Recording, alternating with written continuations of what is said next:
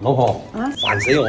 有咩事咁煩啊，勁哥？你個孫咯，食個嘢揀嚟揀去，瘦猛猛嘅，口仔又臭臭，對眼好似熊貓咁樣，你話點算啊？唔係啩？做爺爺嘅呢啲湯都唔識煲。嗱，我同你講4款湯，你記住啦。第一款先趕走佢嘅熱，燈芯球、雪梨、無花果、麥冬、海底椰。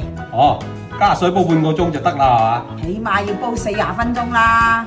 煲咗第一款之後呢，輪到第二款啦，趕走佢啲挑嚟挑去嘅雞蜜柑、淮山、野孩子嘅山楂、蘋果、白扁豆，再加塊新會嘅靚陳皮。想佢中意飲嘅話，加2、3粒椰棗落去。